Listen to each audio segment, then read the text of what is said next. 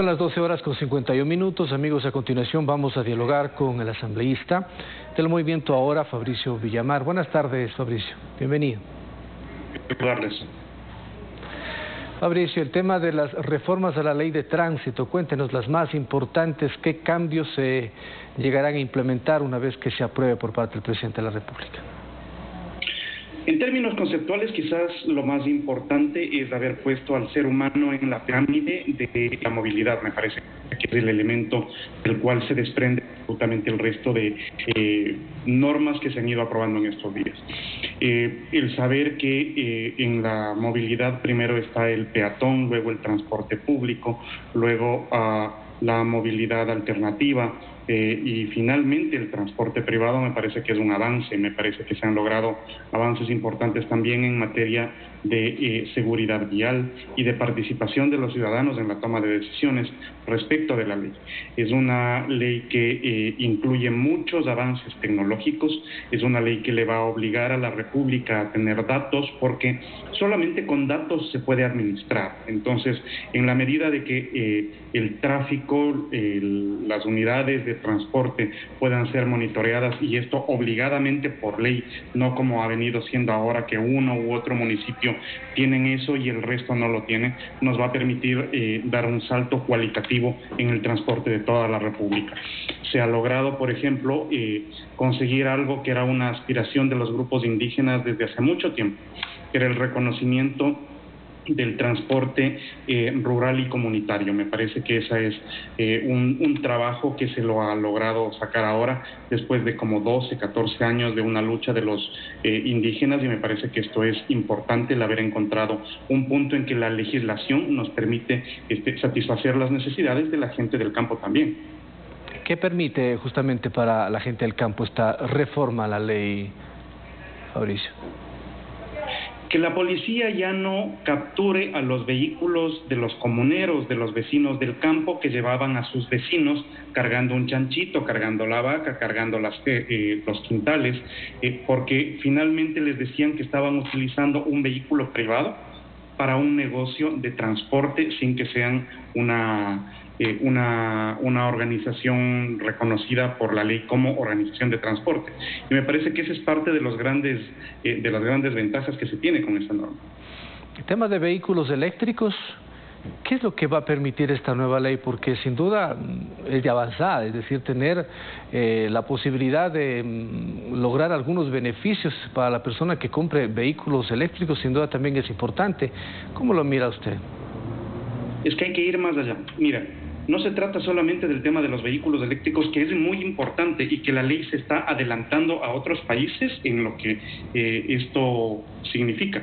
Pongámoslo en estos términos. En Europa y en los Estados Unidos es bastante probable que después del año 2030 ya no se sigan produciendo vehículos de combustión interna. Entonces hay que estar a tono con las tendencias internacionales y adelantarse para poder tener los servicios eléctricos para la conexión de vehículos, pero sobre todo adelantarse a la organización del transporte público.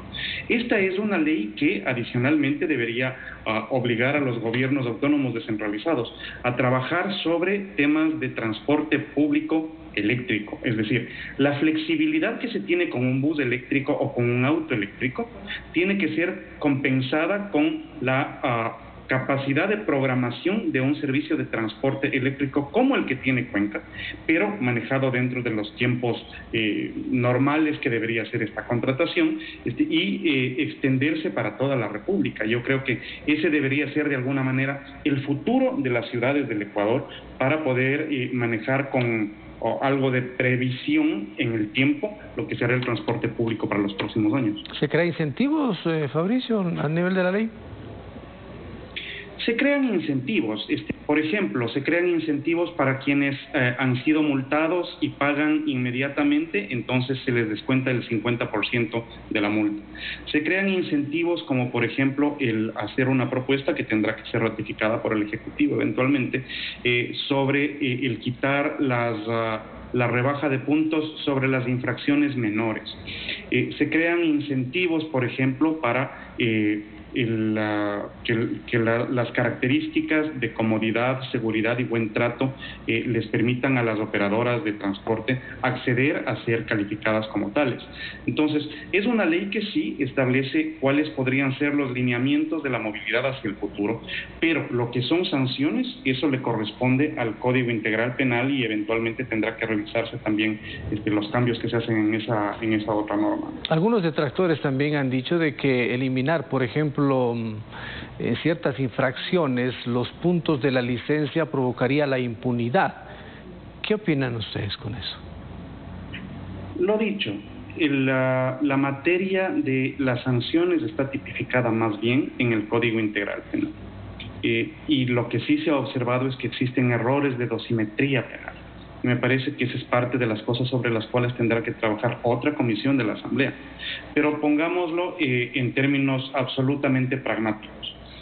Había colegas que tenían respaldo, injerencia o presiones de los grupos del transporte público y que eventualmente se opusieron a que pase la ley a menos de que estos temas entren dentro de la votación. Es decir, que se quiten las sanciones de rebaja de puntos para las infracciones menores. La otra posibilidad hubiera sido no aprobar la ley.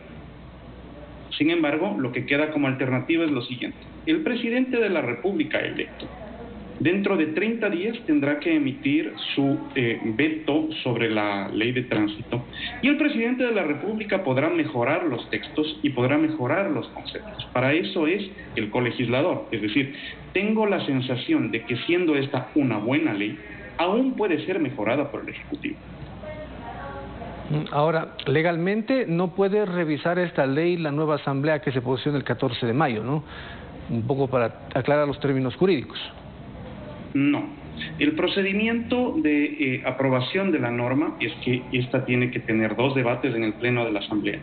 Y una vez pasados los 2 debates, pasa a conocimiento del Ejecutivo. El Ejecutivo puede establecer un veto total, un veto parcial o consultas de constitucionalidad, como lo hizo cuando presenté la ley de extinción de dominio. Para este caso específico, yo aspiro que el presidente de la República lo que tenga es un veto parcial, mejoren los textos, afinen algunos conceptos. Hay cosas sobre las cuales la ley le va a permitir a las ciudades adelantarse en los problemas de organización urbanística. Por ejemplo, la necesidad de tener centros logísticos en las ciudades. Me parece que eso es absolutamente importante para que tú no tengas el desbarajuste, el desmadre, el conflicto que se arma cuando los vehículos de carga entran en la ciudad, sino que tengas centros de administración logística en los exteriores de las ciudades y a partir de ahí alimentas a los mercados. Me parece que como motor de desarrollo económico esta ley puede ser también un pilar importante si es que se la sabe aplicar.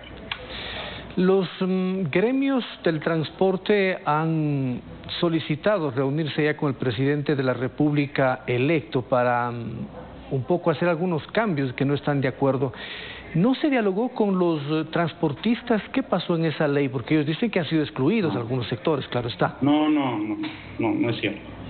Lo que sí pasó es que escuchándoles a los transportistas también se les escuchó a los peatones. Escuchándoles a los taxistas, también se les escuchó a los ciclistas. Escuchándoles a los camioneros, también se les escuchó a los de las patinetas. Entonces, lo que sí hay que reconocer es que el transporte agremiado tiene un gran poder y tienen capacidad de inclinar la balanza y tienen capacidad incluso de paralizar ciudades. Se les escuchó todo lo que se les pudo escuchar. Pero la Asamblea no necesariamente tiene que hacer lo que sea necesario para cuidarle el negocio a alguien. La Asamblea tiene que utilizar la norma del bien común. Esta es una ley buena, no se persigue a nadie, pero se trata de organizar temas. Evidentemente, si es que hay gente que piensa que con el nuevo presidente podrán ejercer presiones para que se quite algunos elementos o para buscar ventajas, bueno, es probable que se encuentren con la sorpresa de que el presidente se debe a la República y no a los gremios. Gracias Fabricio, muy amable. Vamos a ver qué es lo que dice el presidente de la República. Muchas gracias. Siempre un gusto. Buen día. Fabricio Villamar, asambleísta del movimiento Ahora.